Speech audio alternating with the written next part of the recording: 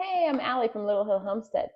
I'm in the middle of making a large batch, medium-sized batch, of my whipped body butter, and so I thought I would show you guys how I do that. I have really bad eczema. I get it on my hands and feet. It's hereditary. My mom and my sister both have it as well. And if I use like commercial lotions or sunscreen or anything that has chemicals, I get eczema horribly bad, really itchy little blisters and stuff. I can't remember the kind of eczema. A lot of people call it like housewife or dish soap or something like that. A lot of people say it's from doing too many dishes and it strips your hands of the oil. I don't know if that's true, but either way, I make this body butter and it's really the only lotion that I use. It doesn't cause me to have any issues, flare ups or breakouts or whatever you want to call it with eczema. I've given it to people that have kids as well, and it worked on babies too. And it's super neutral. There isn't a lot in it, and so it's something that I feel comfortable me using on my body, but also giving to people as well for their children. So if you guys want to find out how I make this, I already made one batch. I'm gonna show you guys exactly how to make it, but I wanted to show you. I threw the bag away. So I buy shea butter, raw shea butter. I buy it a pound at a time. I get it on Amazon. It's the most reasonable price. And you want to look for unrefined raw shea butter. I get the white one. It's just the least scented one. It still has a nutty smell to it, kind of a natural type of I don't know. It has a smell. Raw shea butter does. I originally tried to buy like commercial raw shea butter mixed lotions, and they too caused me to break out. So they have chemicals in them. Of course, everything does, right? So this is what worked for me, but I wanted to show you. So raw shea butter, this is what it usually looks like. It comes in a big hunk. It's really kind of like the texture of coconut oil. So when I make my whipped shea butter, see the texture difference? This is like foamy and like much easier to scoop out of the container. And of course, I store it in mason jars because it's me. But I wanted to show you guys really quickly how we make it. So this one, I purchased a pound block of it, and I had ran out of this, and I didn't have time to make the whipped version, so I just stuck some in a mason jar so that I had it to use. Now I have time to actually whip some up for you guys. So I'm going to scoop this out of the mason jar. It's a 1/4 pound of raw shea butter. If I can scoop it out of here. Like I said, this stuff it gets hard. And I already made a batch, so my hands are covered in it, so it's like slippery. But let's see if we can do this. So I've been doing this, I would say probably 15 or 16 years. I started doing it many years ago after reading a bunch on shea butter. And I thought, well, if this works for all these other people, I'm going to give it a whirl. And so for me, because I like to make everything from scratch, it was the easiest thing for me to make. Did a lot of research, figured out what does and doesn't work for me. And this is what I've come up with. A lot of people use vitamin E or coconut oil or almond oil or, just different oils added to this. I don't find that that is necessary. I should have scraped this out before I started this. Sorry, guys. So mine is going to be raw shea butter. Some people heat it up. I don't heat it up. I feel like that loses some of the properties if people get it too hot. So I don't heat it up. Oop. Okay, we're almost there. So I'm putting it in there. This is cold, room temperature shea butter. Like I said, 1/4 pound. About a 1/4 pound. I didn't measure it. Okay, the next thing we're gonna need, my hands are literally covered in this, so it's like trying to grasp straws with greasy hands. The next thing we're gonna need, let me get this whipped up just a tiny bit before I show you the next step.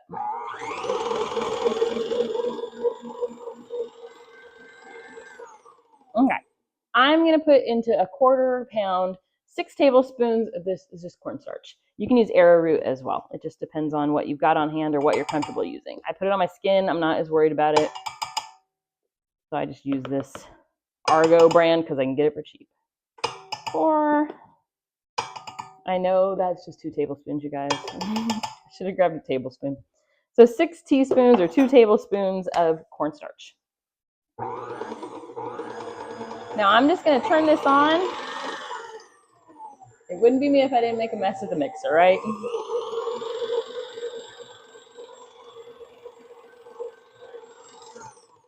Let me scrape down my sides just before I let it rip.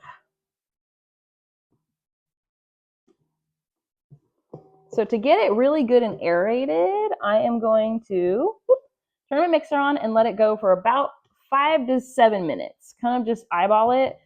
The longer you whip it, the more air it gets in it, the better of a whipped body butter it's going to be. Okay, I'm going to put it down. I'm going to let it rip. I'll bring you back in like 5 to 7 minutes as soon as I feel like the consistency is getting better.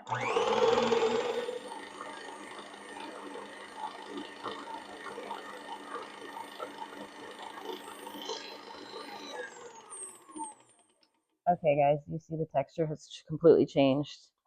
It's now like foamy and like whipped cream feeling. That's what we're going for. I'm going to bring you back over here and set you up. Hope I don't tip you guys over. So it's probably been 5 or 6 minutes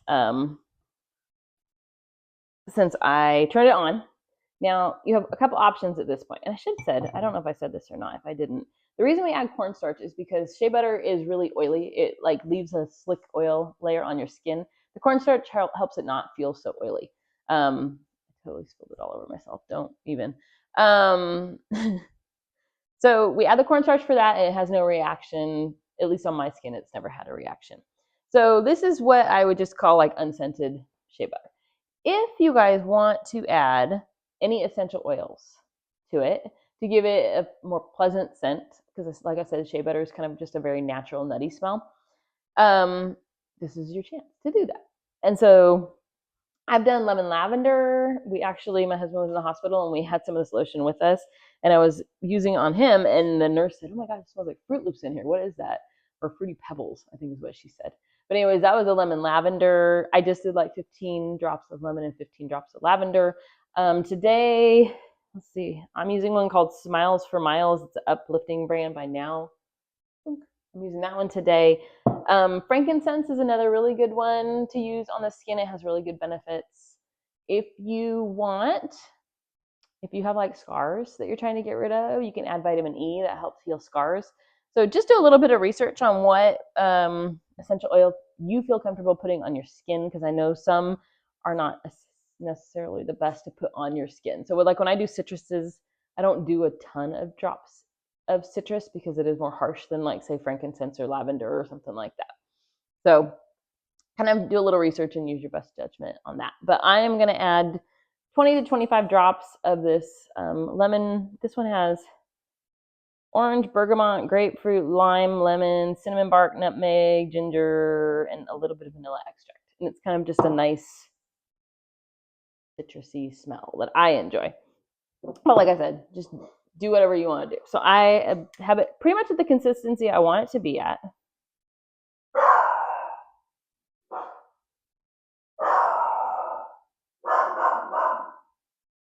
So that's 20 drops of our essential oil. I apologize. We have Etsy packages going out. And so the mailman is here to pick up the Etsy package. If you place an order, thank you, because this is what I get to deal with. The mailman has left the premises. Everything is back to normal. So I have our 20 drops of essential oil in here. I'm just going to turn it back on and get it incorporated into here.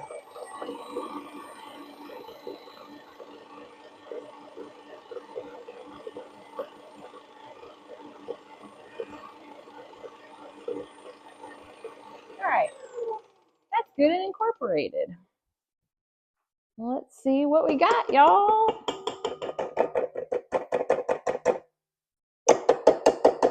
Try to get as much off of here as I can. Not using my hands because I washed them so they're not quite so slick. Okay, I keep mine, like I said earlier, in mason jars. So this one is the one that had the raw shea butter in it. It looks a little, not dirty. It looks a little cloudy because it had that in it, but it's fine. So here is our finished consistency. How it's like nice and puffy and like almost, it is like whipped cream. That's our whipped body butter.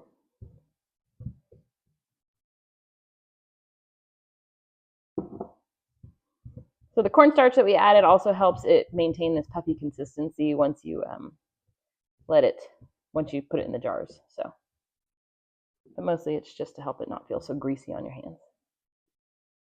So I pack that in there, and there's our beautiful body butter. I have a second container. This has a little bit from a previous batch that I'm gonna put the rest of this in.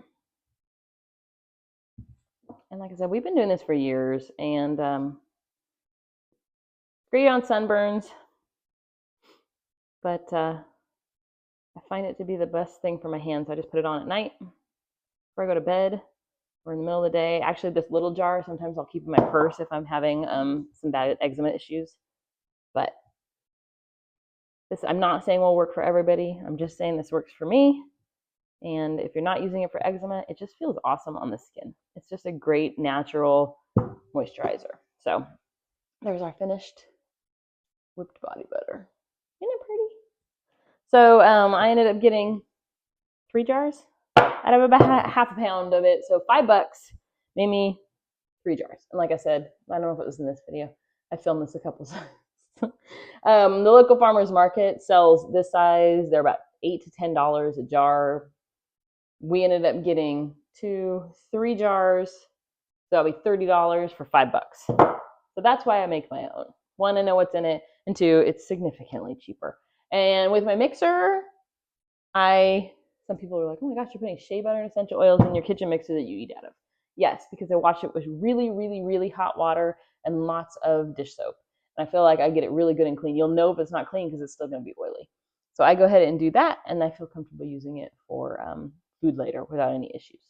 So there you go. That is our whipped body butter, whipped shea butter recipe. If you guys give it a try, let me know what scent combinations you guys add into it. I'm always looking for fun new ones, or if you have an essential oil that you know is great for the skin. Geranium is one that I've read on. I don't really want to smell like geraniums, though. Roses. I'm just not one to smell like really strong flowers. So I try to pick neutral scents that go with other things that I'm wearing without issues. Anyways, enough rambling. I hope you guys go and make this, and if you do, let me know how it turns out. Appreciate you watching.